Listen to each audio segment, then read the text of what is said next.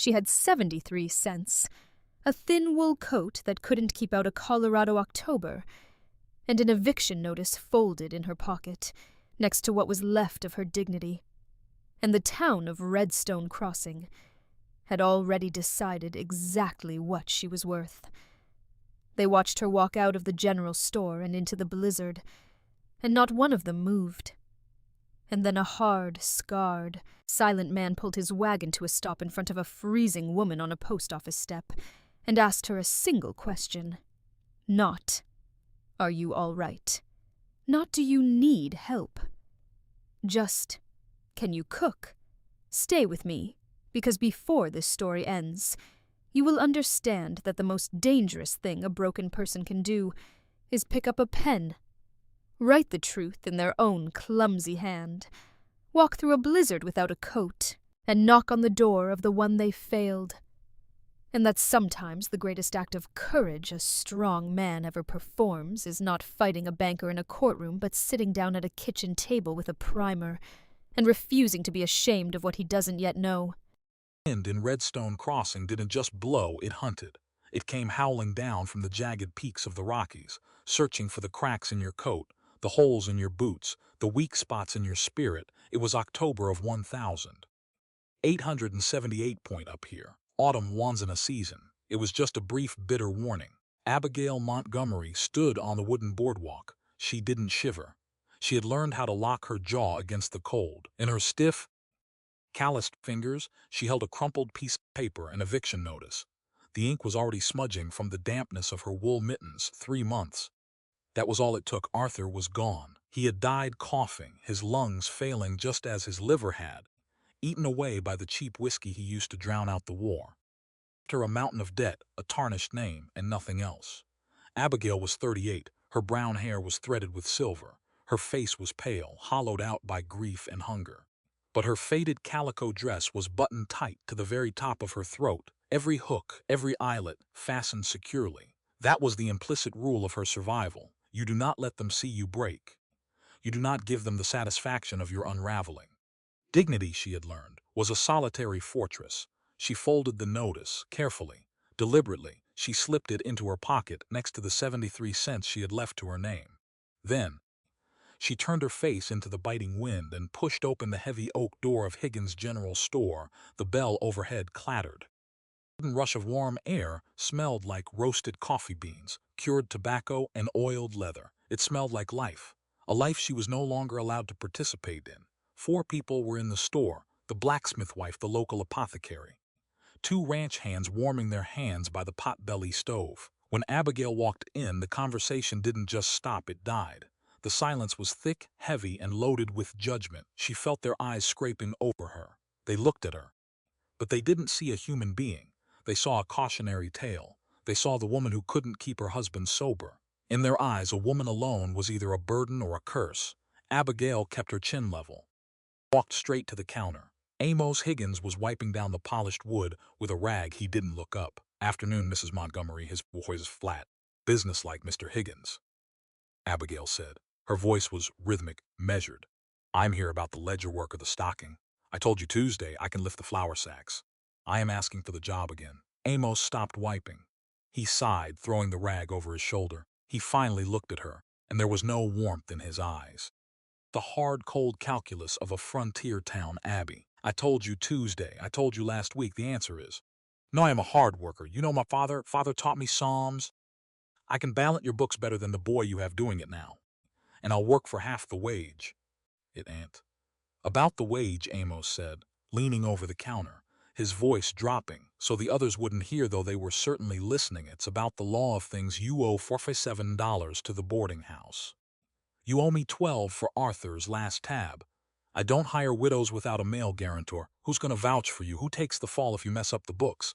Abigail felt a hot spark of anger ignite in her chest. The cold inside her retreated, replaced by a sudden, fierce clarity. "I vouch for myself," Abigail said, her voice rising just enough to carry. She wanted the room to hear this. I needed them to hear it. My husband's debts should not erase the capability of my own 2 hands. A woman's worth, Amos, is not measured by the man standing next to her. It is measured by her own labor, her own honesty, and her own mind. The law might strip a widow of her standing, but it does not strip me of my humanity. Amos blinked, taken aback by the fire in her tired eyes. For a second, a flicker of shame crossed his face, but the frontier was built on rigid rules, and fear of public opinion was stronger than a momentary pang of conscience. He shook his head. Words don't pay debts, Mrs. Montgomery, and a woman without a man to speak for her is just a liability. I can't do it. You ought to write to your folks. Go back east. My folks are dead, Amos. You know that, then I suggest you pray. He picked up his rag. The conversation was over. Wiped her out of existence just as easily as he wiped the flour dust from his counter. Abigail didn't beg. She didn't let the tears fall. Crying was useless. Tears froze in Colorado. They only cracked your skin. She nodded once, a sharp, polite motion, and turned around. The walk back to the door felt like a mile. The women by the stove shifted their skirts, pulling the fabric closer to their bodies as she passed, as if poverty and bad luck were contagious. Abigail kept her eyes forward. She stepped out of the warmth, shutting the heavy oak door behind her. The cold hit her like a physical blow. The sky had turned a bruised, ugly purple. The wind had stopped howling, replaced by an eerie, heavy stillness. And then, the first white flakes began to drift down. Snow in late October at this altitude, the first snow wasn't pretty. A death sentence if you didn't have a hearth. By nightfall, the temperature would plunge below zero. Abigail walked down the boardwalk. Her boots thumped hollowly against the wood. She made it to the steps of the post office, which was locked and dark for the weekend.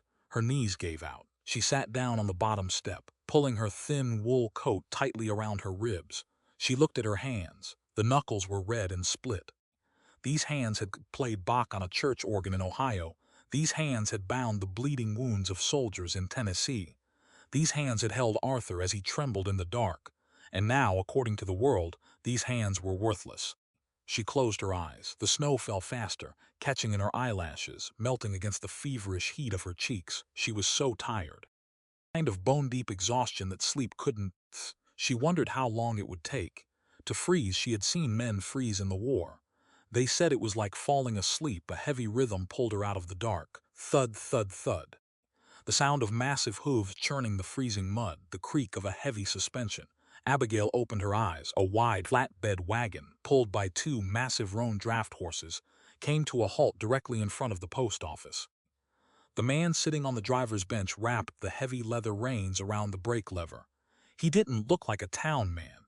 He looked like the mountain itself had taken human form. Shoulders wrapped in a thick canvas duster, a worn Stetson pulled low. He turned his head and looked down at her. It was Silas Thornton. Everyone knew him, though few spoke to him. He owned 400 acres up near the timberline. A widower, a hard, silent man. Abigail braced herself. She expected him to look away. She expected the pitying sigh, or worse, the disdainful glare of a man looking at a vagrant. But Silas didn't give her pity. He looked at her the way a carpenter looks at a load-bearing beam to see if it's structurally sound. His eyes were dark, steady, and entirely practical. He took in her thin coat, the snow accumulating on her shoulders, the rigid, unbending line of her spine. The wind caught the edge of his collar, blowing it back. A thick, jagged scar ran from the edge of his jaw straight down the thick cords of his neck. It was a violent mark on a quiet man. He didn't say hello. He didn't ask her if she was cold or if she was all right. Asking a freezing woman if she's cold is an insult to her intelligence. Instead, his deep, gravelly voice cut right through the falling snow. "You know how to cook?" Abigail stared at him. The question was so sudden, so stripped of social pleasantries, that it startled her. It wasn't charity. It was a transaction. She looked at his massive, calloused hands resting on his knees. She looked at the empty space on the wagon bench beside him. She knew what getting on that wagon meant. A widow. Going to live under the roof of a widower. By tomorrow morning, the town would strip away whatever shreds of her reputation remained. They would call her a sinner, call her a whore, but the snow was falling. She had 73 cents, and the cold didn't care about a woman's reputation. Silas Thornton held her gaze. He didn't rush her. He just waited. Abigail Montgomery sat up a little straighter. She brushed the snow from her skirt, lifted her chin, and parted her lips to answer. "I can cook," Abigail said. Her voice didn't shake. It was a flat, even truth laid out in the freezing air. Silas gave a single, short nod. He reached a massive hand down. He didn't grab her arm, he just offered the palm. Invitation, not a command. Abigail looked at his rough hand, then gripped the side of the wagon and pulled herself up. She didn't take his hand. She couldn't afford to be weak. Not even for a step. Silas pulled his hand back. He didn't look offended. If anything, the deep lines around his eyes softened just a fraction. He unwrapped the reins, clicked his tongue, and the massive roan horses leaned into their collars. The wagon lurched forward, iron wheels grinding against frozen mud. The ride was 40 minutes of brutal, bone-rattling silence. The town of Redstone Crossing faded behind them, swallowed by the swirling white. The road climbed upward. Pine trees closed in on both sides, tall and dark like silent sentinels. The air grew thinner, colder. Gail sat rigid on the wooden bench. The wind sliced through her thin wool coat. She felt the cold settling into her bones, a deep, heavy ache, but she didn't wrap her arms around herself. She stared straight ahead at the twitching ears of the horses. Silas didn't try to make small talk. There was no false comfort. No, it'll be all right out here words didn't keep a body warm. The silence between them was thick, but it wasn't hostile. It was the silence of two people who knew exactly how hard the world could be and had no breath to waste complaining about it. They cleared a rise, and the Thornton Ranch appeared through the snow. It was a sprawling piece of land carved right out of the timberline. Sturdy, practical, a large log house, a massive barn, and a corral built with thick, unpeeled pine logs. Smoke curled from the stone chimney, a gray ribbon against the white sky. Silas pulled back on the reins. Whoa, he set the brake. He stepped down and walked to the horses' heads to settle them. Abigail climbed down on her own. Her legs were numb. She stumbled slightly when her boots hit the frozen dirt, but she caught herself. She looked at the house. The porch was swept clean, but the windows lacked curtains. The woodpile was stacked high, but a forgotten iron skillet rusted on the porch railing. It was a house that survived. It didn't live. It lacked the invisible. Tying thread of a woman's touch, the heavy front door creaked open.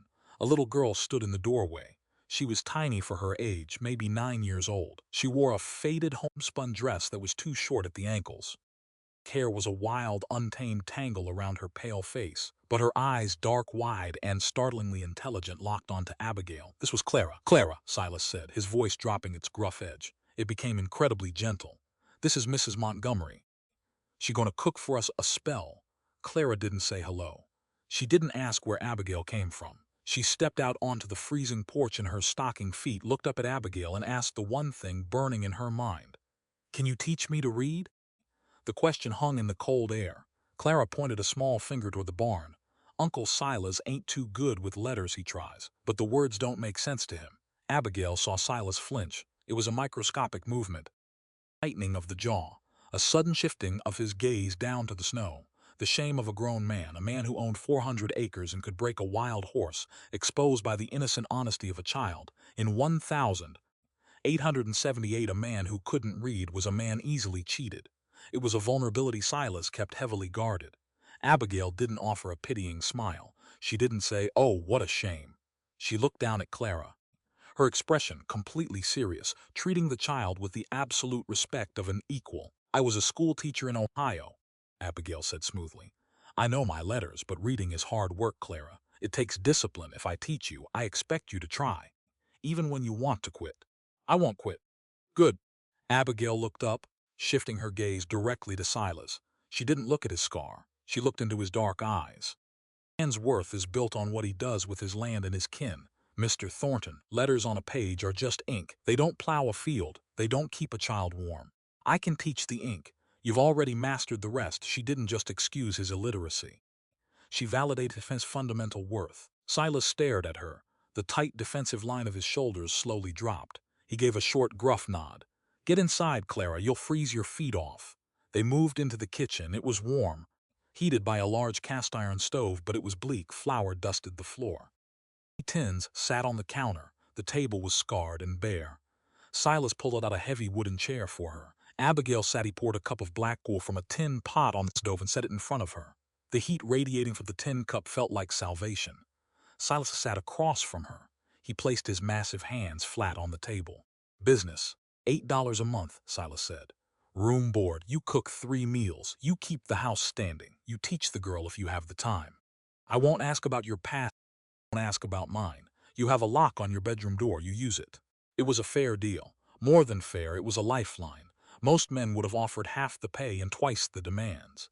Abigail took a sip of the bitter coffee. She set the cup down. I accept, but I have a condition of my own. Silas raised a thick eyebrow. Name it. I will dock $2 from my own wages every month. You will hold it for me. Come April, when the snow melts, that money will buy my stagecoach ticket back east. Sasla studied her. He saw the pride radiating from her rigid spine. He saw a woman terrified of becoming a charity case. You don't have to do that, Sasla said quietly. Dollars is your labor's worth. I don't underpay for honest work. I am doing it, Abigail stated. Her voice was rhythmic, firm, because I need to know I am working toward my own door out. If I stay here just to survive, I am a burden. If I stay here to earn my way back to my own life, I am an equal partner in a contract. Do you understand the difference, Mr. Thornton? She was educating him on the nature of human dignity.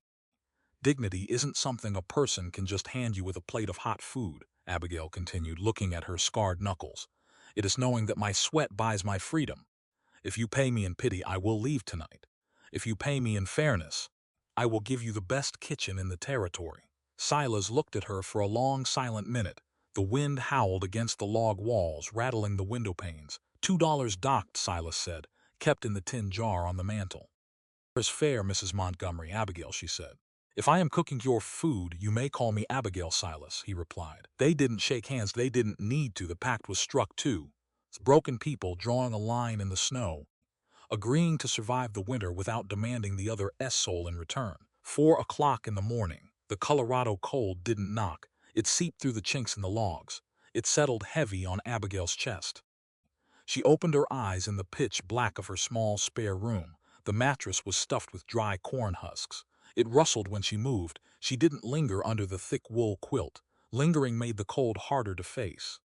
Threw the covers back, put her feet on the icy floorboards, and dressed in the dark. By 4:15 she was in the kitchen. The cast-iron stove was dead. Ashes cold. Abigail knelt on the hearth. Her hands moved with practice, mechanical rhythm. Crumpled paper kindling. The strike of a lucifer match. A spark. A breath. The golden glow of a fire pushing back the shadows. She washed her hands in freezing water from the pump. She tied a flour sack apron around her waist. She began to work. She didn't cook fancy.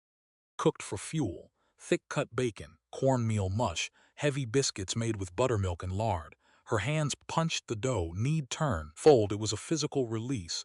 The dough absorbed the grief. She couldn't speak aloud. At 4:30, the heavy tread of boots sounded on the stairs. Silas walked into the kitchen. He was fully dressed for the snow, leather chaps, heavy canvas coat. He smelled like cold leather and raw winter. Say good morning. Abigail didn't either. The silence between them was empty. It was a comfortable working quiet. He walked to the stove and poured himself a cup of coffee. He took a sip. Then Silas turned. He walked to the wood box. He picked up a thick, heavy log of split oak. He opened the side door of the stove and placed the wood perfectly onto the burning coals, adjusting the damper so the heat would carry Abigail through her morning baking.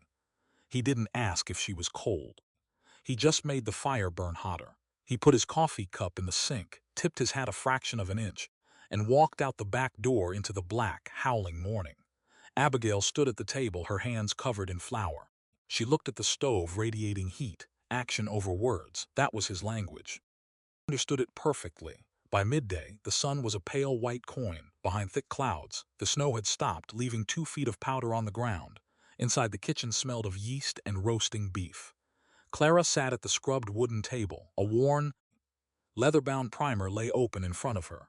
Abigail stood behind her, watching the child's eyes. Read the line again, Clara, Abigail said gently. Clara frowned. Her small fingers gripped the edge of the table until her knuckles turned white. The dog ran to the boy. Look closer at the last word, sweetheart. Clara stared at the page. Her eyes darted back and forth. Frustration built in her chest, tight and angry. It says boy, boy, Clara. The first letter. Is the loop on the right or the left? It's jumping around. Clara suddenly pushed the book away. Tears welled up in her dark eyes. It's a D, no, it's a B. I can't do it. I'm stupid, just like the kids in town said. Abigail didn't scold her. She didn't tell her to calm down. She walked over to the pantry. She brought out a small sack of fine white flour. Without a word, she dumped a generous handful of flour directly onto the clean wooden table.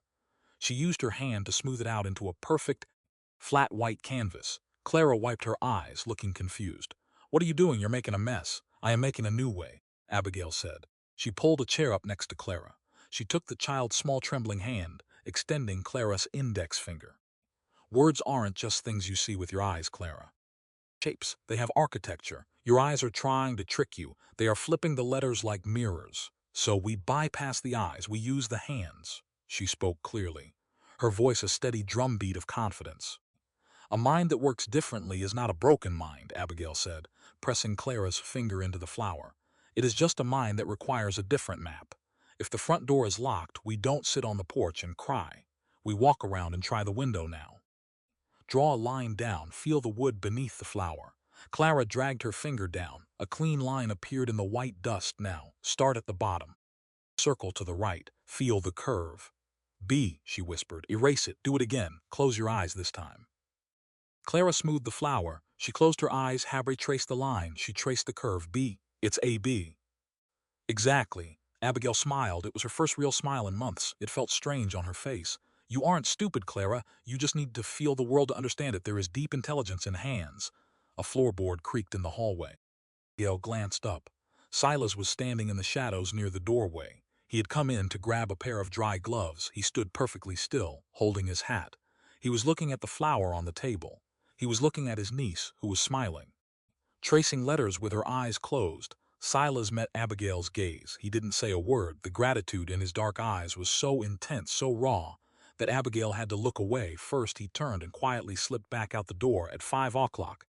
The sky bruised purple, the wind returned. It wasn't just a breeze, it was a gale. The temperature plummeted 20 degrees in an hour, a true Colorado blizzard. Abigail was washing plates when she heard the crack. It sounded like a rifle shot over the wind. She ran to the frosted kitchen window, wiping the glass with her apron. Out by the western tree line, the heavy corral fence had snapped. The wind had pushed a massive snowdrift against the rotting pine, and the posts had given way. Through the blinding snow, Abigail saw the dark shapes of 50 head of cattle shifting nervously. If the gap wasn't closed, the herd would wander into the blizzard. In this cold, they would be dead by morning. A loss Silas couldn't afford. She saw Silas. He was out there alone. He was dragging a new heavy pine post through knee-deep snow. He had a sledgehammer slung over his shoulder. He wrestled the post into the freezing mud hole. He tried to hold the heavy log upright with his left arm while swinging the sledgehammer with his right. It was impossible. The wind kept blowing the post sideways. He swung and missed. The log crashed into the snow. Abigail didn't think. She didn't weigh the propriety of it. She grabbed her thin wool coat. She didn't bother with mittens. She threw open the back door and plunged into the storm. The wind hit her like a fist. It stole the breath from her lungs. The snow was up to her thighs, freezing her skirt instantly. She waded forward, leaning her entire body weight into the gale. Silas was wrestling the post upright again when he saw her. Get back inside. He roared over the howling wind. You'll freeze to death. Abigail ignored him. She reached the fence line. She threw her bare hands around the rough, sap-sticky bark of the freezing pine post. Braced her boots in the mud. She threw her shoulder against the wood, locking it into place. Abigail, go back! Hit the damn post, Silas! She screamed back. Her voice was pure iron. He looked at her bare, pale hands gripping the wood. He looked at the fierce, unyielding set of her jaw. He didn't argue. He knew a fighter when he saw one. Silas widened his stance. He raised a heavy iron sledgehammer. High crack. The iron hit the wood. The shockwave vibrated through the post. Shooting up Abigail's arms, it rattled her teeth, but she held on. Crack. It's steady, Silas yelled. Crack, crack, crack. They fell into a rhythm, a primal, desperate dance against the storm. He swung. She braced. The world shrank to nothing but the sound of the hammer. Her hands went completely numb. The rough bark tore the skin on her palms, but she couldn't feel it. She didn't let go. Not an inch. With a final massive swing, Silas drove the post 3 feet into the frozen earth. It held. Quickly strung the heavy wire across, tying off the gap. The cattle milled, hitting the wire, and turned back toward the barn. It was done. Silas dropped the hammer. He was breathing hard, chest heaving. He turned to Abigail.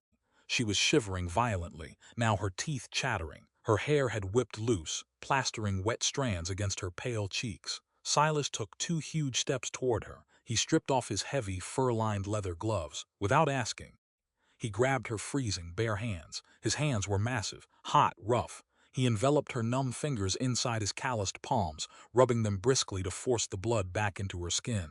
"You're a fool," Silas said, his voice rough. "Cook," Abigail managed to say through chattering teeth. "If you lose your herd, you can't pay my wages. I'm protecting my investment." Silas stopped, rubbing her hands. He looked down at her, the wind whipped around them in a whiteout. But in the center of the storm, everything felt incredibly still. He didn't laugh, but a profound, deep respect settled into his features. A partnership forged not in words, but in the brutal necessity of survival, equal weight pulling equal loads. He let go of her hands. "Go inside. Stand by the stove." Abigail turned and waded back through the snow. When she reached the porch, she stopped and looked back. The clouds had briefly parted overhead, revealing a sliver of the brilliant, icy Milky Way. She looked at her torn, bleeding hands. They hurt terribly. The first time since Arthur died, the pain felt clean. It felt like life. She pushed open the door and stepped into the warmth. Horace Blackwood did not wear a gun. He didn't need to. He carried a leather-bound ledger, and in Redstone Crossing, that was a far deadlier weapon. Horace owned the bank, he owned the timber mill, and he desperately wanted to own the Thornton Ranch. Not for the timber, not for the grass, for the water. The natural springs that bubbled up on Silas Thornton's upper acreage flowed year-round. They never froze solid. In the cattle business, winter water was king. Horace knew Silas was heavily leveraged. $300 loan, due in the spring. Silas was a man of the earth. He didn't read the fine print. Horace did. Horace wrote it, but Horace was a patient man. He liked to wait for the rot to set in before he pushed the tree over. The rot, as it turned out, arrived in the form of a widow. 2 weeks had passed since Abigail Montgomery climbed into Silas' wagon. The town hadn't forgotten. Small towns never do. In the absence of entertainment, morality becomes a spectator sport. It was a Tuesday when Abigail drove the small buckboard wagon down the mountain into town. The pantry needed salt, coffee, and dried beans. Silas had offered to go. Abigail refused. She was the cook. Provisioning was her job. Hiding on the mountain was an admission of guilt, and she was guilty of nothing. The mud in the streets was frozen into hard, treacherous ruts. She hitched the horses outside Higgins' general store. She stepped onto the boardwalk. 3 women were standing outside the apothecary. The fierce wife, the Reverend S. sister, the blacksmith's cousin. They wore heavy woolen cloaks and expressions of sour piety. When they saw Abigail, the conversation snapped shut. It was the same silence she had felt weeks ago, but the texture of it had changed before. It was pity mixed with disdain now. It was pure, unadulterated contempt. Abigail walked toward them. She kept her stride even, her spine straight, her faded coat buttoned to the chin. As she passed, the Reverend's sister took a deliberate step back. She pulled the hem of her heavy woolen skirt tightly against her leg, a physical shrinking away. As if Abigail carried a plague that could rub off on proper Christian fabric. "Shameless," the woman whispered, "not too loud, just loud enough." Abigail didn't stop, she didn't turn her head. But her jaw locked so tight her teeth ached. Inside the store, it was worse. Amos Higgins took her list. He fetched the salt, fetched the beans, but he didn't look her in the eye. When she placed Silas' money on the counter, Amos slid the goods across the wood with the tip of his fingers, avoiding brushing against her hand. "Put it on the Thornton ledger," Abigail said, her voice steady. Amos wrote it down. "Mr. Thornton ought to do his own fetching," he muttered to the ledger. "Folks are talking. Mrs. Montgomery ain't decent. A woman under a roof with a man not her kin sends a bad message to the young girls." Abigail slowly picked up the sack of coffee. She looked at Amos. She didn't yell. She didn't defend Silas. She simply exposed the hypocrisy. "Sends a message, Amos, that a woman can trade her labor for shelter without selling her soul," she said, her voice carrying a quiet, rhythmic cadence. "It is a strange kind of faith you folks practice. You prefer a woman freeze to death in the street with a clean reputation, rather than stay warm by earning an honest wage. I'll take my chances with God, Mr. Higgins. He seems a fair bit kinder than Redstone Crossing." She picked up her supplies and walked out. But the words took a toll. By the time she reached the ranch, her hands were trembling against the reins. Not from the cold, from the sheer exhausting weight of being hated. She carried the sacks into the kitchen. She set them on the table. She gripped the edge of the wood, leaning her weight on her arms, letting her head drop. Just for a second, just to breathe. They were talking. The deep voice startled her. Spun around. Silas was standing in the doorway leading to the parlor. He had taken his boots off. He moved quiet for a massive man. His dark eyes were fixed on her face, reading the exhaustion she was trying so hard to hide. "It's just town gossip," Abigail said quickly. She turned her back, unpacking the beans' idle minds. It ain't just idle, Silas had said. He stepped fully into the kitchen. Pete went to the saloon last night. He heard them, the men, the women. Horace Blackwood is stoking the fire, saying running a house of sin, saying you forced Arthur to an early grave so you could cast your net. Abigail stopped and hovered over the tin of coffee. Arthur, to hear his name twisted like that, to have her agonizing, desperate years of trying to save him turned into a cheap saloon joke. The injustice of it burned like acid in her throat. Silas watched her shoulders tense. He took a step closer. His voice dropped. It was rough, but it carried a fierce, protective weight. Listen to me, Silas said. I won't keep you here if you want to run from it. If the talk is too heavy, it'll pay your stage fare tomorrow. You can go back east, but if you want to stay, you stay. I'll go down to that town. I'll stand in the middle of the street, and I will make it clear. Don't let a single one of them step on you. He meant it. He would use his fists. He would use his sheer size to build a wall between her and the world. Abigail turned around. She looked at this hard, scarred man. She saw his willingness to bleed for her honor. It was a kind gesture, a noble one, but it was built on a flawed foundation, Silas. She spoke his name softly, but the steel in her voice was absolute. I thank you for that, truly I do. But you will not go down to that town, and you will not fight for me.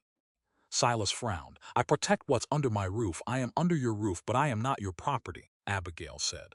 She stepped toward him, looking him dead in the eye. Her words came out in that rhythmic, unyielding cadence. I do not need a man to act as my shield to earn respect. If they only leave me alone because they are afraid of your fists, then they aren't respecting me. They are just respecting your violence. Silas stared at her. He wasn't used to being told no. He certainly wasn't used to a woman defining the terms of her own defense. The right to live in peace belongs to me, Abigail continued, her voice ringing clear in the quiet kitchen, regardless of whether I have a husband, a father, or a protector. My worth does not require a male guarantor, Silas. I will face their whispers. I will walk down that street with my head held high, because truth doesn't need a bodyguard. Do you understand? Silas looked at the fire in her eyes. He saw the fierce, unbroken pride. It wasn't the pride of arrogance, it was the pride of survival. Slowly, the tension in his massive shoulders released. The urge to fight faded, replaced by a profound, echoing respect. He had never met anyone like her. She didn't want to be saved, she wanted to be seen as an equal. I understand, Silas said quietly. He nodded once. Your fight, your terms, my terms. Abigail agreed. She turned back to the pantry, her hands no longer trembling. Silas stood there for a moment longer, watching her organize the shelves. For the first time in his life, he realized that courage didn't always carry a gun. Sometimes, it wore a faded calico dress and refused to break. The scream shattered the cold morning air. It was a terrible sound, high-pitched, raw. The sound of a man discovering his own mortality. Abigail was in the kitchen, rolling out biscuit dough. The rolling pin clattered to the floor. She didn't hesitate. She ran out the back door, across the frozen mud of the yard, toward the massive pine barn. The wind had iced over the pitched roof the night before. Silas and 2 ranch hands were up there, trying to clear the heavy snow load before the beams buckled. A small crowd of men had gathered on the ground. Silas was already on his knees in the snow. Abigail pushed through the men. It was Pete, a young ranch hand, barely 20. He had slipped on the ice, fallen 15 feet. He lay on his back in the blood-stained snow. His right leg was twisted at a sickening angle. But that wasn't the worst of it. The jagged, pale edge of his femur had punched straight through the heavy denim of his trousers. The blood wasn't just pooling. It was pulsing, bright red, arterial. God Almighty. One of the older hands whispered, stepping back, looking sick. Silas had his hands hovering over the boy's leg. His face was pale. Silas knew horses, he knew cattle. He could birth a calf and shoot a coyote. But this kind of shattered human anatomy froze him. Hold him still, Silas shouted to the men. Somebody ride for the doctor in town. The doctor's in Denver till Thursday, boss. Pete was thrashing. Eyes rolled back. Shock was setting in fast. It's cold, the boy gasped. So cold, move. The word cracked like a whip. Abigail dropped to her knees in the snow beside Silas. She didn't look at the men. She didn't ask for permission. The quiet, reserved cook vanished. In her place was a woman who moved with absolute terrifying precision. Competence has no gender. In the face of death, societal rules melt away. Silas pinned his shoulders to the ground. Abigail ordered. Her voice was rhythmic, flat, emotionless. Do not let him thrash. Get me a clean bucket of snow, a bottle of whiskey, And my sewing kit from my room. Run, Silas didn't question her. He dropped his massive weight over Pete's shoulders, pinning the screaming boy to the frozen earth. Abigail didn't have time to wait for bandages. She grabbed the hem of her own heavy cotton petticoat. She ripped it. The fabric tore with a loud, sharp sound. She twisted the long strip of cloth into a thick rope. She slid it high up Pete's thigh. Above the jagged bone, she grabbed a wooden hammer handle that had fallen in the snow, slipped it under the knot and twisted a makeshift tourniquet. She twisted it brutal and hard. Pete screamed. "Hold him!" Abigail snapped. She twisted the wood until the bright red pulsing slowed to a thick ooze. She tied the handle in place. Leaned over the boy. Her hands were covered in his blood. "Pete, look at me." The boy's frantic, dilated eyes locked onto her calm face. "You are going to live," she said. It wasn't a hope, it was a command. "But this is going to hurt. Breathe in." John arrived. Panting, shoving the whiskey and the sewing kit into the snow beside her, Abigail uncorked the bottle with her teeth. She poured the raw alcohol directly over the exposed, jutting bone and the torn flesh. Pete bucked so hard it took 3 men to hold him down. He passed out, his head lolling sideways. "Better this way," Abigail muttered. Then she did the unthinkable. She grabbed Pete's ankle with one hand and his calf with the other. Leaned her weight back. She pulled hard. She stretched the leg until the muscles gave way, and with a wet, sickening crunch, she guided the shattered bone back beneath the skin. The men around her were dead silent. One of them turned away and vomited in the snow. Silas watched her hands. They were covered in gore, but they didn't shake. Not a millimeter. She threaded a needle with heavy cotton thread. She stitched the torn muscle. She stitched the skin, quick, tight, perfect knots. By the time she finished splinting the leg with 2 pieces of pine siding, the bleeding had completely stopped. Pete was breathing shallow but steady. Gail sat back on her heels. She wiped her forehead with the back of her wrist, leaving a smear of red across her pale skin. "Carry him to the bunkhouse," Abigail said, her voice dropping back to its normal, quiet rhythm. "Keep him warm. Give him broth when he wakes. I'll check the stitches tonight." The men scrambled to obey her. They didn't look at her like a disgraced widow anymore. They looked at her with a profound, almost fearful reverence. Silas stayed behind in the snow. He looked at the puddle of red. "Where?" Silas asked. One word. Heavy with realization, Abigail looked down at her bloody hands. The adrenaline was fading. Ghosts were creeping back in. The smell of the blood brought it all back. The screaming tents, the smell of gangrene, the booming of the cannons in the distance. "Tennessee," she whispered. "Shiloh-Anatam, 3 years in the field hospitals." Silas nodded slowly. It made sense now, the rigid spine, the refusal to break. "You don't survive a slaughterhouse without building a fortress around your mind." "I thought I could fix anything," Abigail said. Her voice broke, a tiny rhythmic fracture in her composure. Not looking at Silas, she was looking right through the snow, into the past. "I put soldiers back together, but Arthur didn't have any physical wounds. He came back from the war with his body intact, but his soul was left out there in the mud."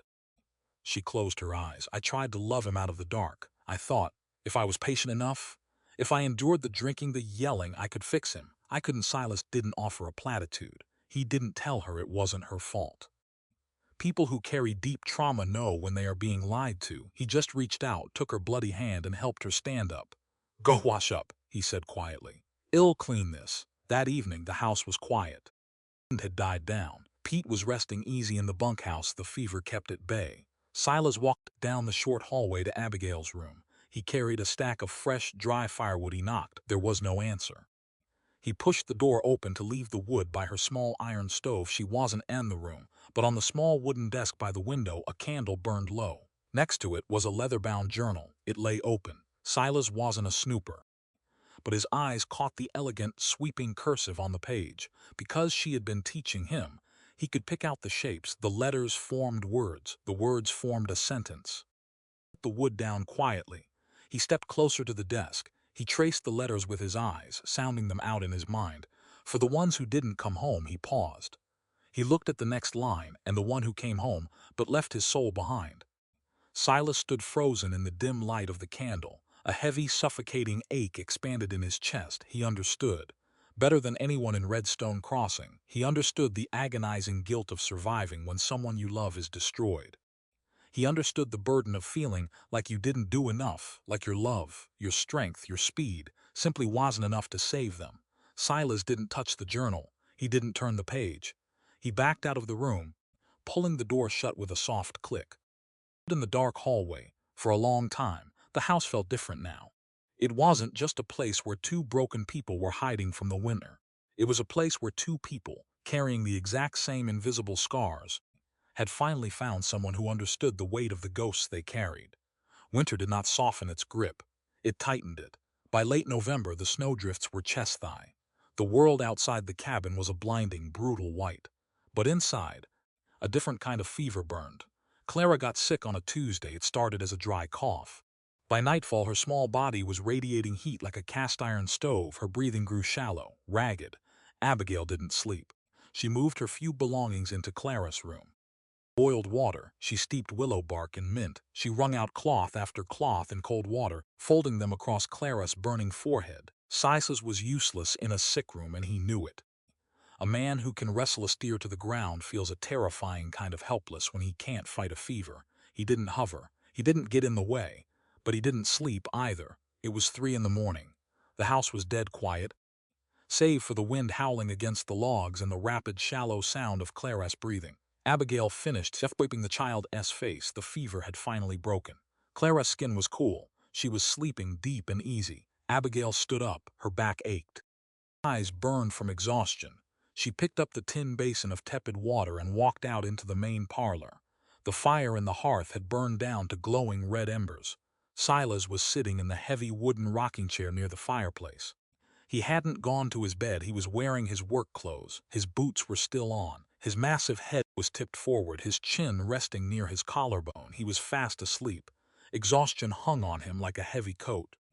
Abigail set the basin down on the table. She stood there in the dim red light. Looking at him, she saw the gray in his beard. She saw the deep, permanent lines etched around his eyes from squinting into the sun and the snow. She saw the jagged scar on his neck. For the first time, she didn't see the tough, unyielding rancher. She saw a man carrying the weight of the world, entirely alone, terrified of losing the only family he had left. Care is not weakness. A man's strength is measured not by the burdens he refuses to carry, but by the ones that bring him to his knees. Abigail walked over to the horsehair sofa. She picked up a thick woolen blanket.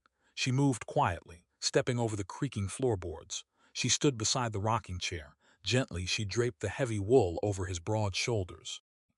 Her knuckles brushed his collar, just a fraction of a second. Silas didn't jump. He woke like a man who was always half expecting an ambush. His dark eyes snapped open. He looked up. He saw Abigail standing close. He saw the blanket over his shoulders. "Fever broke," she whispered in the quiet dark. "She's resting." Silas let out a long, slow breath. The tension drained out of his massive frame. He closed his eyes for a brief second. When he opened them, he didn't look away. "Abigail," he said. It wasn't a thank you. It didn't need to be. He said her name, with a low, rough resonance. It sounded different coming from him. It didn't sound like a title. It sounded like an anchor. It touched the deeply guarded, walled-off center of her chest. Abigail took a step back. She nodded once, turned, and went back to the sick room, but she didn't sleep the rest of the night.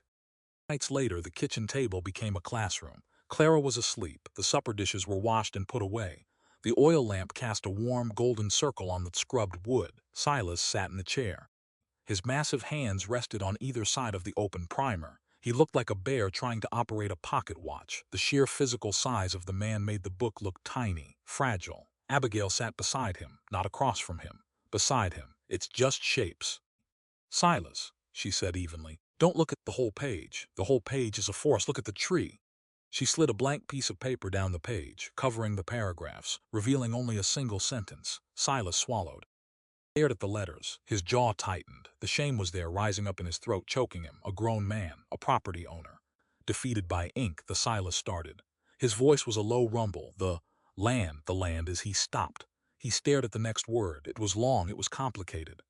Abigail didn't correct him. She didn't sigh.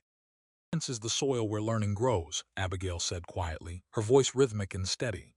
"When a man feels judged, his mind builds a wall. When he feels safe, his mind builds a bridge. You are safe here, Silas. Take it apart. Letter by letter." Silas took a breath. He looked at the word. He forced himself to see the shapes, just like she had taught Clara with the flower. "Babown," he frowned. "Bountiful," Abigail said softly. "The land is bountiful." Silas stared at the sentence. He read it again. Then he read the next one and the next, slowly, haltingly, but he read them. He read a full paragraph about farming in the valley. Stopped. He slowly pushed the blank paper down to the next paragraph. He had done it. He turned his head and looked at Abigail. Abigail Montgomery was looking back at him, and for the first time since she had climbed into his wagon in the freezing snow, she smiled. It wasn't a polite smile. It wasn't a tight survival smile. It was radiant. It reached all the way to her eyes, lighting up the tired, pale planes of her face. Silas felt his chest tighten. The air left his lungs. He had never seen anything so beautiful in his entire life. The boundary between them, the strict, businesslike line they had drawn in the snow, began to blur. The next afternoon the sun broke through the clouds. It was blindingly bright against the snow. Gail took a walk down to the creek behind the house. The water ran fast over the rocks, refusing to freeze. She stood on the bank, her breath plumbing white in the air, watching the icy water cut through the land. She heard boots crunching in the snow. Silas walked up beside her. He stood a few feet away, looking at the water. Horace Blackwood was at the lower fence line today, Silas said. His voice was flat, but she heard the anger underneath, measuring, staring at the water. Abigail wrapped her coat tighter. He wants the springs. He holds my note, $300 due at the thaw. Silas picked up a stone, tossing it into the rushing water. I lost a third of the herd to blackleg last winter. That's why I borrowed. If the spring calf crop is light, I won't make the note. Knows it, he's just waiting to pick the bones.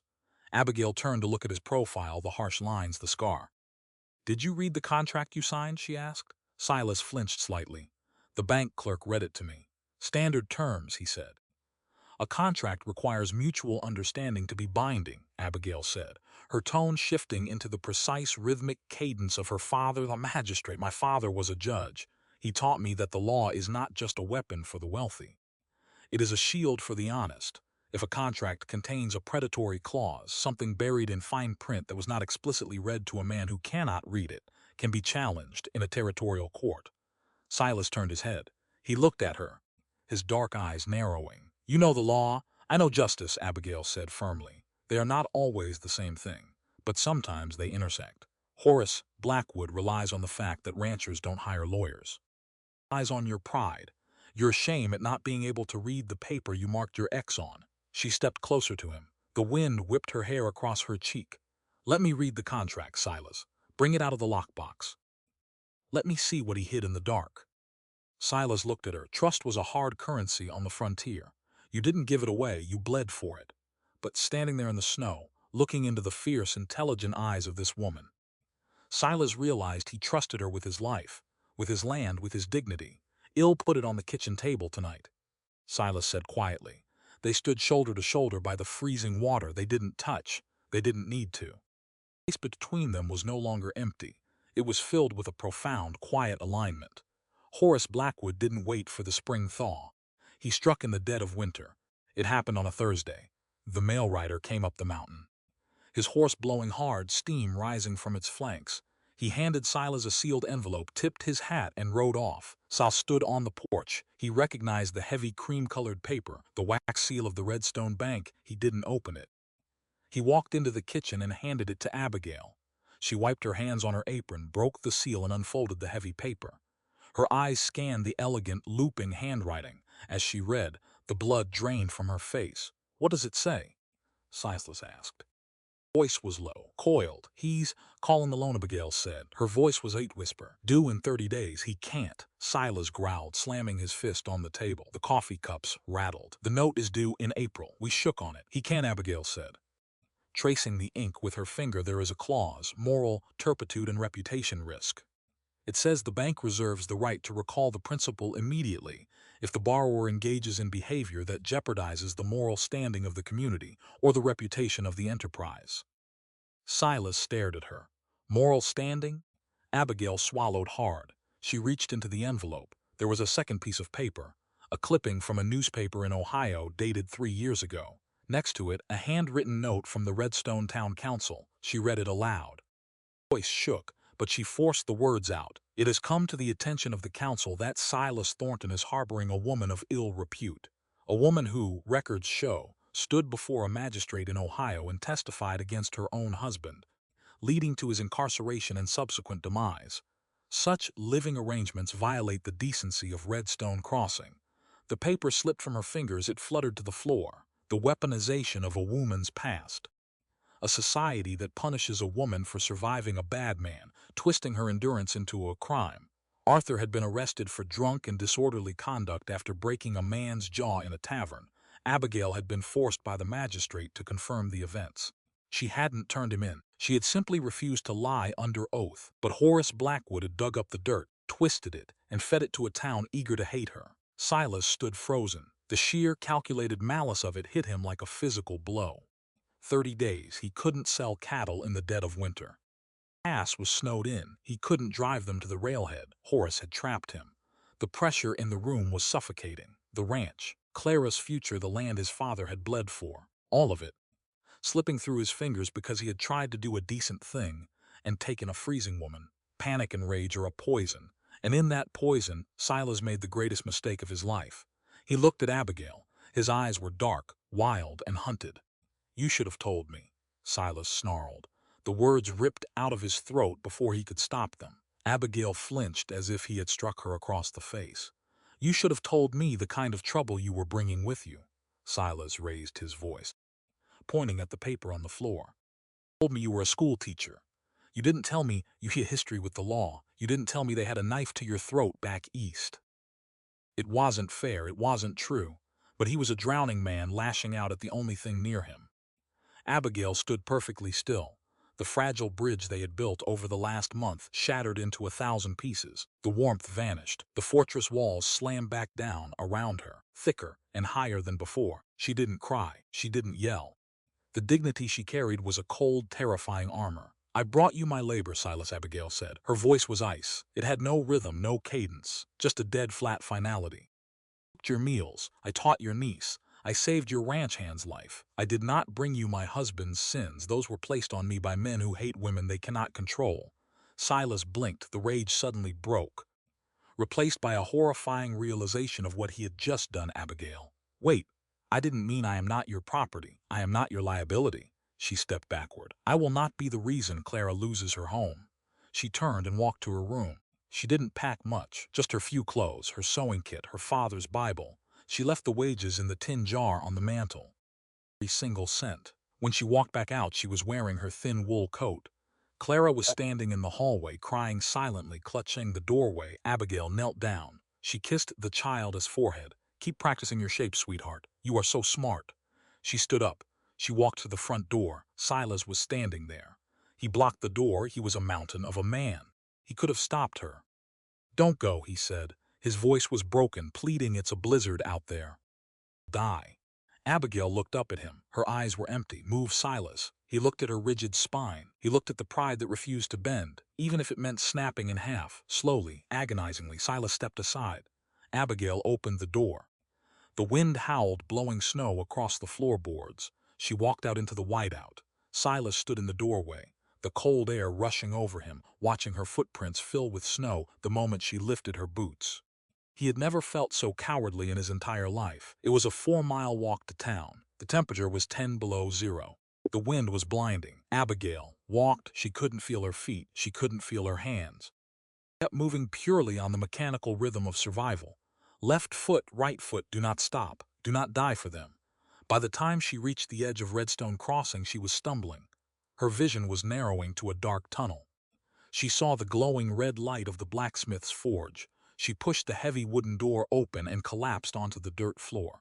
Heat washed over her. Someone shouted. Strong hands grabbed her by the armpits, dragging her toward the massive forge fire. She blinked, her eyes open. Mrs. B. Miller, the elderly blacksmith's widow, was hovering over her. B. was a huge, muscular woman in a leather apron, her face smeared with soot. She'd taken over the anvil when her husband died, ignoring the town's gossip because she held the hammer. B. stripped Abigail's frozen coat off. She wrapped her in a heavy, soot-stained wool blanket.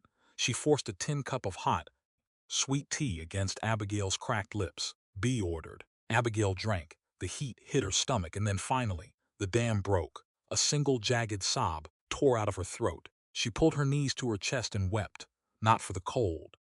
Not for the town, but for Silas. For the brief, beautiful illusion that she had found a place where she didn't have to fight. B. let her cry. She sat heavily on an overturned barrel, feeding coal into the roaring forge.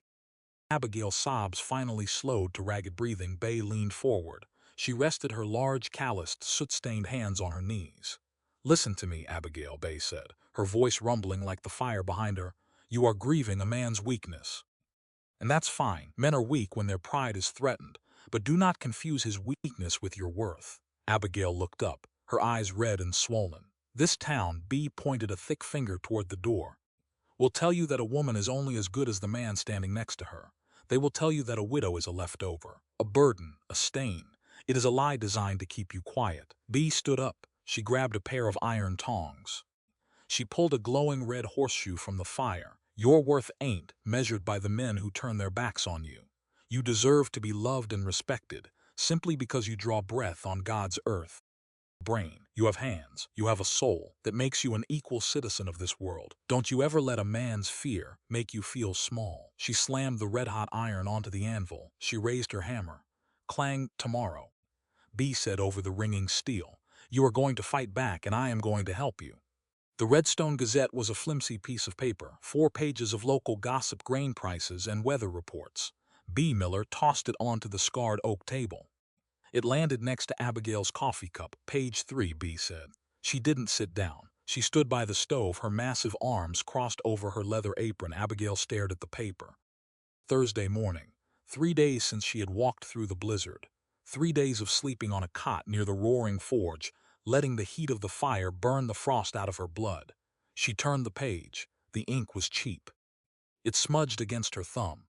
There it was, a legal notice. Public auction and foreclosure. The Thornton Ranch, 400 acres, by order of the Redstone Bank. Hearing scheduled for Friday at noon tomorrow. Abigail felt a cold knot pull tight in her stomach. Horace Blackwood wasn't waiting. Moving fast, using the town's outrage to push a judge into a quick ruling. By Monday, Silas would be a tenant on his own land. By Tuesday, he and Clara would be homeless. She stared at the words. She remembered Silas standing in the doorway, his eyes wild with panic. He had blamed her. He had lashed out. He had broken her trust. She owed him nothing. The town had made that perfectly clear. "You gonna let that snake steal that man's land?" B asked. Her voice was a low rumble. Abigail looked up. "Silas made his choice, Bay. He told me I was a liability. He believed the lie. He was scared." Bay shot back. "Scared man is a stupid man, but Blackwood ain't scared. Blackwood is cruel. There's a difference. Silas Thornton is a fool who got spooked. Horace Blackwood is a thief wearing a suit. You gonna let the thief win because the fool hurt your pride?" Abigail looked back down at the paper. She thought of Clara, the little girl with flour on her hands, smiling because she finally saw the shape of a letter. She thought of the heavy pine post in the blizzard, the way Silas had trusted her to hold the line. Courage is not the absence of anger. It is the decision that something else is more important than your own bruised ego. Abigail stood up. She didn't hesitate. She walked to the small desk in the corner of Beth's room, pulled out a sheet of heavy parchment, a bottle of black ink, and a steel-nibbed pen. She sat down. She dipped the pen.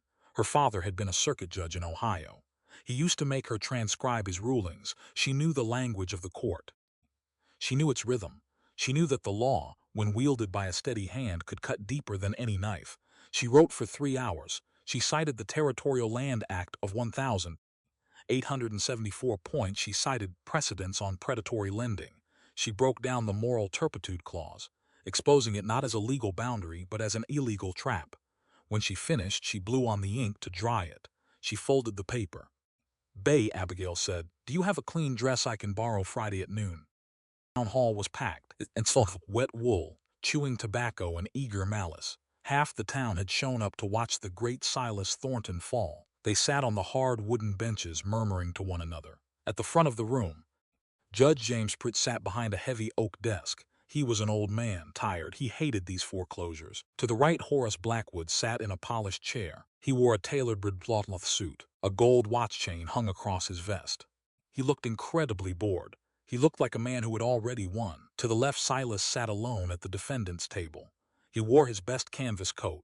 He held his hat in his massive hands. He stared straight ahead at the wall. He looked hollowed out. The fight was completely gone from him. Without Abigail, without his pride, the ranch meant nothing. It was just dirt. Judge Treat struck his gavel. The dull thud echoed in the room. "Court is called to order," the judge said. Matter of Redstone Bank versus Silas Wayne Thornton. The bank claims breach of contract under Section 4. Mr. Blackwood. Do you have the deed? I do, Your Honor, Horace said, smoothly standing up. The borrower has engaged in scandalous behavior, ruining the moral standing of his enterprise. The note is called. He cannot pay. The land reverts to the bank, Mr. The judge looked down. Do you have any defense to enter into the record? Silas closed his eyes. He slowly shook his head. No, Your Honor. Wait. The word cut through the stuffy, quiet room like a gunshot. Every head in the town hall turned. The heavy double doors at the back of the room swung open. Abigail Montgomery stood in the threshold. She wore a dark, heavy wool dress borrowed from B. It was simple, stark, buttoned to the throat. Her hair was pulled back in a tight, uncompromising knot. She walked down the center aisle. She didn't look at the crowd. She didn't look at the whispering women. Her boots hit the wooden floor in a steady, marching rhythm. Silas turned his head. His breath caught in his chest. He gripped the edge of the table, his knuckles turning white. Horace Blackwood frowned. He stood up. Your Honor, this woman has no standing here. She is the very cause of the moral breach. Abigail reached the wooden gate that separated the gallery from the court. She pushed it open. She walked straight to the center of the floor, standing directly before the judge. My name is Abigail Montgomery, she said. Her voice was clear. It rang off the high ceiling. It did not shake, and I am stepping in as legal counsel and witness for the defense. A murmur of outrage ripped through the room. A woman cannot represent a man in this territory. Horace barked, his face flushing red. This is a mockery of the court. Abigail turned slightly to face Horace. Her eyes were cold iron. The Territorial Code of Colorado, Article 7, Section 2, states that any citizen of sound mind may present evidence on behalf of a defendant if said evidence pertains directly to a fraudulent contract. The law does not distinguish between the breath of a man and the breath of a woman when it comes to truth, Mr. Blackwood, unless you are afraid of what a woman has to say. The room went dead silent. Judge Pritt leaned forward. A small, intrigued spark lit up his tired eyes. He had known Abigail's father, though Abigail didn't know it. He recognized the cadence of a legal mind. I will hear the evidence, Mrs. Montgomery, the judge said. Speak. Abigail unfolded her parchment. She didn't read from it. She had memorized it. Mr. Blackwood claims a breach of contract based on a moral turpitude clause, Abigail said, pacing slowly in front of the judge's bench. A clause that was never read aloud to Mr. Thornton when he signed the document. But let us put that aside. Let us look at the law. She turned and faced the gallery. She looked at the faces of the people who had condemned her. The bank bases this mournful failure on my presence at the Thornton Ranch. Mr. Blackwood circulated a newspaper clipping stating I testified against my late husband. He claims this makes me a woman of ill repute. She paused. The silence was absolute. I did testify, Abigail said, her voice dropping, forcing them to lean in to hear her. I testified that my husband broke another man's jaw in a drunken rage. I told the truth, since when does speaking the truth in a court of law make a woman a criminal? If a woman is beaten or starved or forced to watch her husband destroy himself, society tells her to remain silent. It tells her that protecting a man's pride is more important than protecting human life. She turned back to the judge. Her voice rose, carrying the weight of years of suppressed anger. Not morality, Your Honor. That is subjugation. I am an honest woman who traded honest labor for a roof over my head. There is no sin in my survival. Therefore, there is no moral breach. Horace scoffed loudly. A pretty speech. But it doesn't change the contract. The bank has the right to call the loan. No, it does not, Abigail snapped, turning on him like a hawk.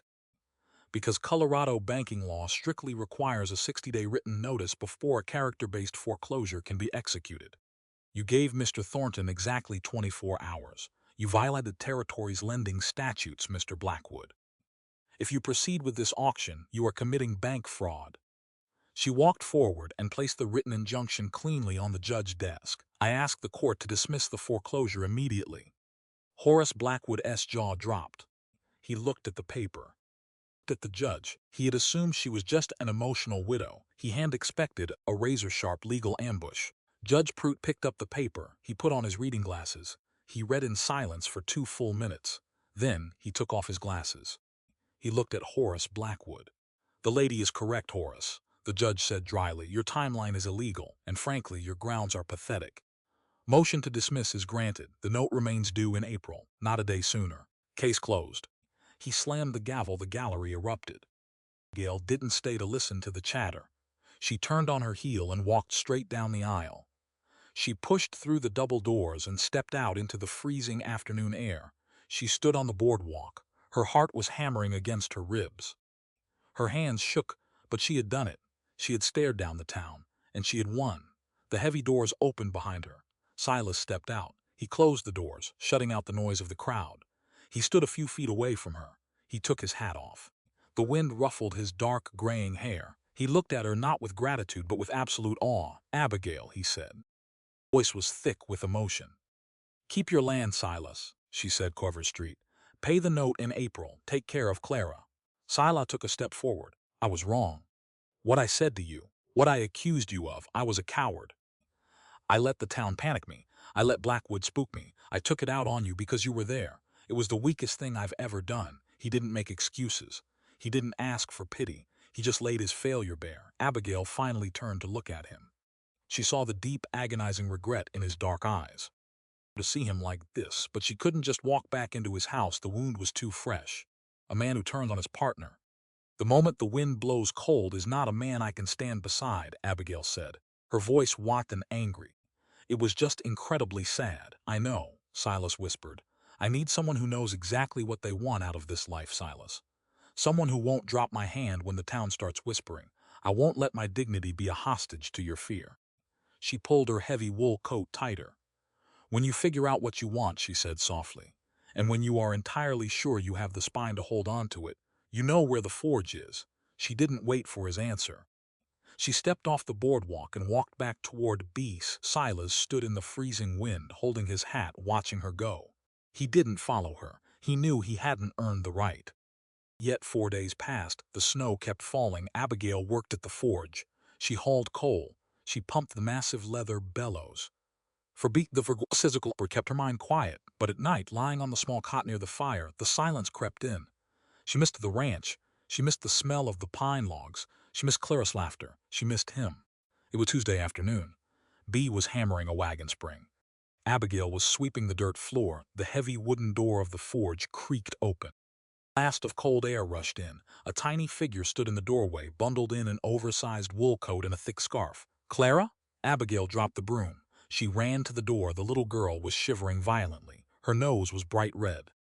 She had ridden the old plow pony 4 miles down the mountain in the freezing cold. Abigail pulled her inside, stripping off the frozen coat. She sat the child on a barrel near the fire and wrapped her in a thick blanket. Bee immediately brought a cup of hot broth. "What are you doing here?" Abigail asked, rubbing the child's freezing hands. "You could have frozen on the road." Clara's teeth were chattering, but her dark eyes were fiercely determined. "You didn't come back." "Oh, sweetheart," Abigail felt a tear slip down her cheek. "I can't come back." "Because Uncle Silas yelled," Clara asked. "He didn't mean it. He hasn't slept since you left. He just sits in the dark. He can't even light the stove right." Abigail looked down at the dirt floor. "It's complicated, Clara. Grown men. They carry things. Sometimes those things make them push people away." Clara gripped the edge of the blanket. She looked up at Abigail. "Like the scar?" Abigail paused. "What scar on his neck?" Clara said softly. The little girl looked toward the fire, watching the orange flames dance. "Do you know how he got it?" Abigail shook her head. Silas had never spoken of it. "My pa," Clara whispered. "My pa was Uncle Silas' older brother. 3 years ago they were bringing the wagon back from Denver. Women jumped them on the ridge. They wanted the cash box." Clara's voice dropped to a tiny, fragile thread. "Uncle Silas was riding ahead. He heard the shots. He rode back. He fought them. One of them took a hunting knife and slashed his throat. He almost bled to death, but he was too late. My pa was already gone. They shot him." Abigail stopped breathing. The air left the room entirely. "Uncle Silas told me once," Clara continued, tears finally spilling over her cold cheeks. "He said the worst thing a man can do is fail to protect the people standing behind him. He thinks it's his fault my pa died.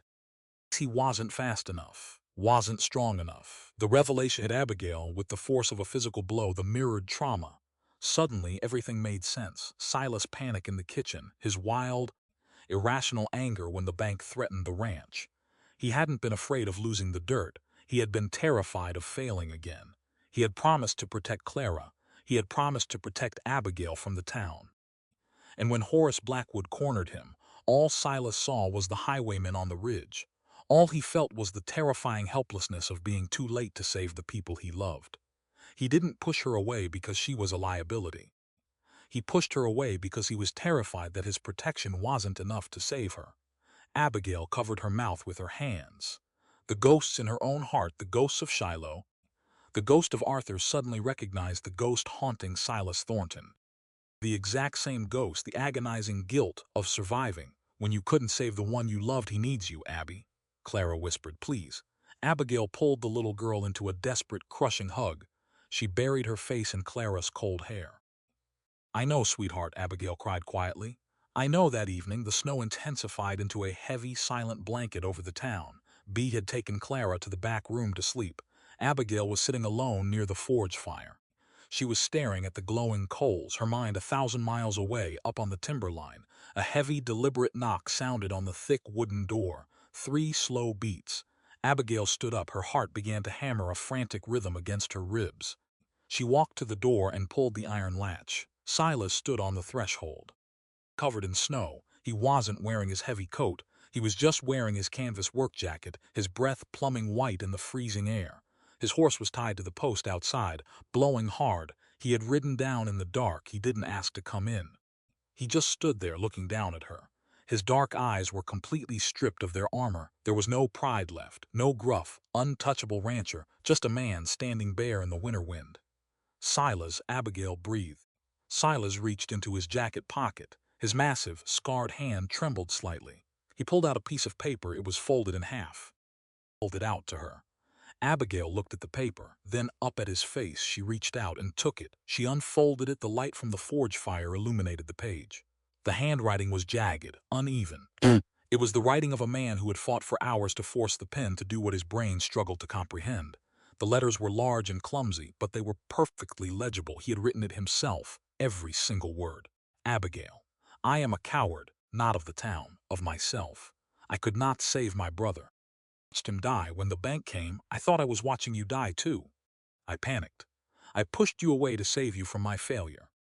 I was wrong. You do not need saving. You just need me to stand still and hold the line. This house died the minute you walked out of it. Silas. Abigail stared at the heavy dark ink. The letters blurred. The tears came hot and fast, spilling over her eyelashes and dropping onto the paper. She looked up at him.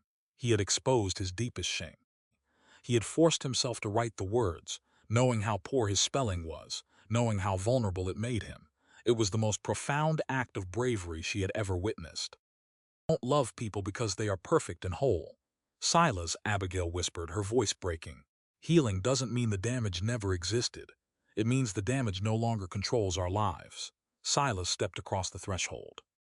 He closed the door behind him, shutting out the storm. He stood inches from her. He looked down at her tear-streaked face. Abigail shook her head. The final, desperate remnants of her own fear flared up. She had to warn him. She had to make him understand how broken she was. I can't fix you, she sobbed, stepping back, her hands coming up to her chest. I tried to fix Arthur, and I failed. And Silas, I have nothing left, do you understand? I am tired, I am old before my time. I have no money. I have no family. The town will never stop whispering about me. I have absolutely nothing to give you. She covered her face with her hands, the agonizing truth finally spoken out loud. I have nothing to give. Silas didn't hesitate. He didn't step back. He reached out with his massive, calloused hands. He gently wrapped his fingers around her wrists, pulling her hands away from her face. He looked deep into her red, weeping eyes. He didn't see a disgraced widow. He didn't see a burden. He saw the woman who had stood barehanded in a blizzard to hold his fence. He saw the woman who had brought his niece back to life. He saw the only human being on earth who knew his soul. Silas reached up and gently wiped a tear from her cheek with his rough thumb. His voice was a low, immovable mountain. Stay, he whispered fiercely. I have everything, Abigail broke. With a ragged gasp, she fell forward against his chest. Silas caught her. He wrapped his massive arms tightly around her. Burying his face in her silver-threaded hair, he held her like a man holding on to salvation. And standing there in the heat of the forge, with the winter storm raging outside, Abigail finally let go of the ghosts. She closed her eyes. Surrounded by the smell of leather and snow, and for the first time in years, she felt perfectly, undeniably safe. Spring did not arrive in Redstone Crossing with a gentle breeze. It came with a roar. It came with the violent crack of thawing ice on the high ridges. It came with the rush of the creek behind the Thornton Ranch, swelling over its banks, thick with cold mud and melted snow. The Rocky Mountains were finally shrugging off the heavy, suffocating white, and beneath the snow, the earth was still alive. It was late April of 1879. Mud in the yard was deep enough to suck the boot right off a man's foot, but to Silas Thornton, that mud smelled like victory. It smelled like survival. The spring calf crop was heavy. The herd had survived the winter. The banknote was paid in full. Silas had ridden down to Redstone Bank himself, dropped the heavy leather pouch of gold eagles on the polished mahogany counter, and without saying a single word to Horace Blackwood. He didn't need to. Blackwood's power was broken. The town had seen the banker humiliated by a widow in a public courtroom. They had seen his illegal tactics laid bare. The spell of fear he held over the valley dissolved. Horace didn't stay long after that. He packed his expensive suits and his leather-bound ledgers. He took the morning stage to Denver, looking for easier prey. Evil is not always defeated in a blaze of gunfire. Sometimes it is simply fenced out. When a community stops being afraid, the tyrant loses his only weapon. You don't have to shoot every wolf in the territory. You just have to build a fence of truth they cannot climb over. On a bright Tuesday morning, a buggy rolled into the muddy yard of the Thornton Ranch. Reverend Stokes climbed down. He looked uncomfortable. He clutched his worn Bible to his chest. He hadn't wanted to come up the mountain, but Silas had paid him a month's wages to make the trip, and a frontier preacher could not afford to argue with gold. Behind the buggy, a heavy wagon lumbered into the yard. Bay Miller held the reins. She wore a dark blue dress that smelled faintly of coal smoke, and she had brought a fresh-baked blackberry pie resting on the seat beside her. There was no church choir, there were no stained-glass windows. There was just the massive pine barn, the muddy yard, and the vast blue Colorado sky. Gail stepped out onto the porch. She did not wear white. She wore a simple tailored dress of deep forest green. Bee had helped her sew it. She wore no veil to hide her face. Her silver-threaded hair was pinned back elegantly, catching the morning sun. Her face was lined with the years she had lived, the grief she had carried, and the battles she had won. She had never looked more beautiful. Silas stood at the bottom of the porch steps. He wore a clean canvas coat and a dark string tie. He took his hat off as she walked down to meet him. His massive, calloused hands trembled just a fraction as he reached out and took hers. They stood in the yard. Bee stood to the side, her thick arms crossed, a fierce, protective smile on her face. Clara stood next to Bay, wearing a bright new dress, holding a small bouquet of wildflowers she had picked from the creek bank. Reverend Stokes cleared his throat, opened his Bible. He read the traditional verses. He spoke of duty. He spoke of honor. Then he looked up, looked around the empty yard. He looked at Abigail. "Who gives this woman to be married to this man?" the Reverend asked. It was the standard question, the law of the church, the law of the land. A woman was a parcel, handed from the keeping of a father to the keeping of a husband. Silence fell over the yard. The wind whispered through the tall pines. Abigail did not look down. She did not look at the preacher. Directly into Silas' dark, steady eyes. "No one," Abigail said. Her voice was clear, rhythmic, and absolute.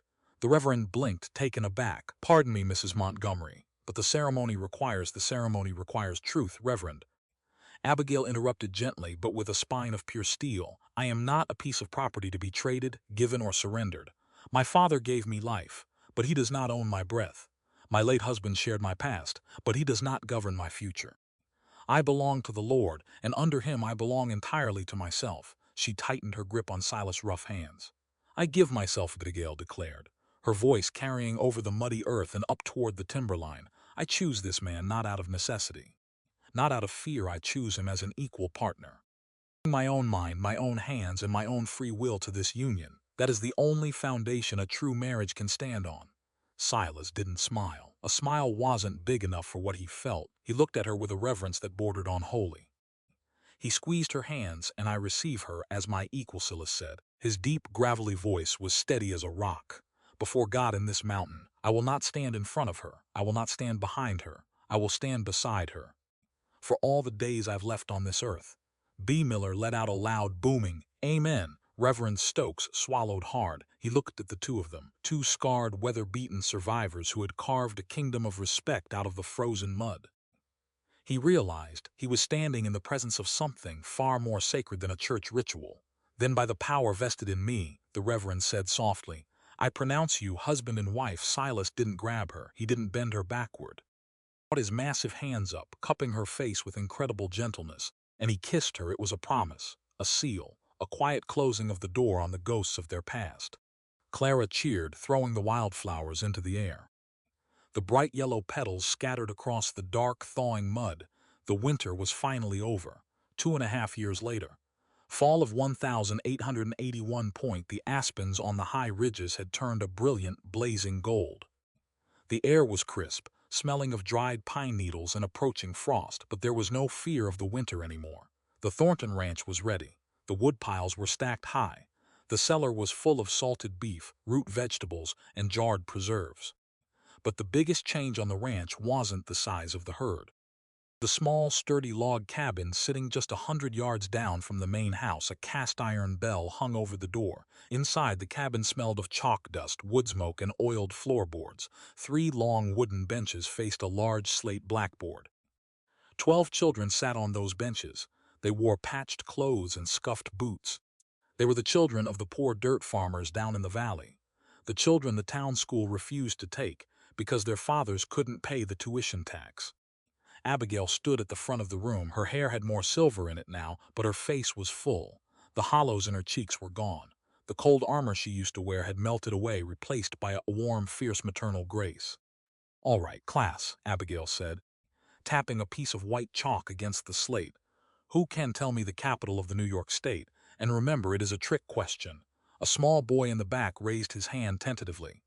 "Is it New York City, Mrs. Thornton?" "A common guess, Thomas." Abigail smiled. "Correct, Clara. Help him out." Clara stood up. She was 11 now, tall for her age, confident. Her dark eyes were bright and focused. She didn't look at the floor anymore when she spoke. "The capital is Albany," Clara said clearly. "New York City is the center of commerce, but Albany is the center of governance. Power and money do not always sit in the same chair." "Excellent, Clara," Abigail nodded. "You may read the next passage for the class." Clara opened the heavy, leather-bound history book on her desk. 2 years ago she had cried because the letters jumped backward. 2 years ago she had believed she was stupid. Abigail had spent hundreds of hours with her, tracing letters in flour, drawing them in the mud with sticks, carving them out of soft pine. She taught the girl to feel the architecture of the world before trying to read it. Now Clara read beautifully. Her voice rang out in the small cabin, reading a passage about the drafting of the Constitution. Abigail looked out at the 12 children. She let Clara finish the paragraph, then held up her hand. "Listen to me, all of you," Abigail said. The children looked up, their faces earnest and attentive. "Why do we learn to read? Is it just to recite words from a book?" They shook their heads. "We learn to read because a mind is the only plot of land a banker can never foreclose on," Abigail said. Her voice carried the steady, rhythmic cadence of absolute truth. "When you can read a contract, no man can cheat you. When you can read the law, no man can oppress you. Knowledge is not a luxury for the rich. It is the armor of the working man. It is the shield of the working woman. Study these words so that when you walk out into the world, you walk as equals. Do you understand?" "Yes, Mrs. Thornton," the children chorused. Abigail smiled. She walked to the window and looked out. Up at the main house, she saw Silas walking across the yard. He was carrying a saddle over his shoulder. He walked with a heavy, solid stride of a man who owned the earth beneath his boots. He stopped in the middle of the yard. He looked toward the schoolhouse. Even from 100 yards away, she could feel the weight of his gaze. He tipped his hat to the window. Abigail pressed her hand against the glass. Her heart beat with a quiet, overwhelming fullness. By 5 o'clock, the children had scattered down the mountain, heading home before dusk. The golden light of evening settled over the valley. Abigail walked up to the main house. She opened the heavy oak door. The smell of roasting beef and fresh bread met her. Clara was already in the kitchen, setting the plates on the scrubbed wooden table. "Dinner's almost ready, Aunt Abby." Clara smiled. "Thank you, sweetheart. Where is your uncle?" "Parlor," Clara said, pointing a spoon toward the hallway. "He got a letter from the freight company in Denver." Abigail untied her shawl and walked down the short hall. The parlor was warm, heated by the stone fireplace. A kerosene lamp burned brightly on the heavy oak desk in the corner. Silas was sitting at the desk. He was leaning forward. His massive shoulders filled the chair. His reading glasses, a recent, stubborn concession to age, sat low on his nose. In his thick, calloused hands, he held a 3-page commercial freight contract. Gail stopped in the doorway. She didn't make a sound. She watched him. Silas was not tracing the letters with his finger. He was not mouthing the words. His dark eyes scanned across the paper, moving steadily from left to right. He frowned slightly at a particular clause. He reached out with his right, picked up a steel pen, dipped it in the inkwell, and crossed a line out. He wrote a short note in the margin. His handwriting was still large. It was still a little clumsy. But it was bold. It was sure. He reached the last page. He didn't hesitate. He signed his name at the bottom of the contract. Silas Wayne Thornton. He set the pen down. He blew on the ink to dry it. He had done it completely alone. No bank clerk reading it to him. No town lawyer explaining the fine print. He had faced the terrifying, humiliating wall of his own ignorance. And he had torn it down, brick by brick, word by word. True liberation is self-reliance. Love is not doing the work for someone. Love is holding the lantern steady while they do the work themselves. Silas folded the paper. He took off his glasses and rubbed the bridge of his nose. He turned his head and saw Abigail standing in the doorway. The deep, permanent lines around his eyes softened. He stood up. He walked across the room. He didn't say a word about the contract. He didn't need to brag. The victory was quiet, and it was absolute. He stopped in front of her. He reached out, weaving his thick fingers through hers. His hands were so rough. They would always be rough. "Long day?" Silas asked, his voice a low rumble. "A good day," Abigail answered. She looked up into his face. The jagged scar on his neck was still there. Her own grief for Arthur was still a memory. Healing didn't erase the past, it just made room for the future. Silas pulled her close. He wrapped his arms around her waist, resting his chin on the top of her head. Out a long, contented sigh, the sound of a man who was finally home. "I was thinking," Silas murmured into her hair. "We need to expand the schoolhouse next spring. Pete says 3 more families moved into the lower valley. They got kids. They're gonna need desks." She leaned her weight against his solid chest. She listened to the strong, steady beat of his heart. "Lumber is expensive, Silas," she teased gently. "I don't care," Silas said. His arms tightened around her. "We have the timber, we have the land, we have the time." He pulled back just enough to look down into her eyes. The firelight caught the silver in her hair, caught the deep, abiding peace in her face. "You told me once you had nothing to give me," Silas whispered, his thumb brushing gently across her cheek. "You were wrong, Abigail. You gave me my life back." Abigail smiled. She reached up and placed her hand over his heart. She remembered the freezing snow. She remembered the 73 cents in her pocket. She remembered the terrifying leap of faith she had taken when she climbed into his wagon. "I didn't give it back to you, Silas," she said, her voice soft, rhythmic, and full of grace. "We just found it together." Under the snow, they stood there in the warm, golden light of the parlor. Outside, the Colorado wind began to howl, sweeping down from the high peaks of the Rockies. But the cold could not touch them anymore. They had chosen each other. They had fought for their dignity, and in a world that had tried to strip them of everything, they had built a fortress of love, respect, and unyielding equality. Right, they had everything. This story is designed as cinematic long-form entertainment and may contain exaggerated emotions, dramatic coincidences, or heightened tension to create a more engaging experience for viewers.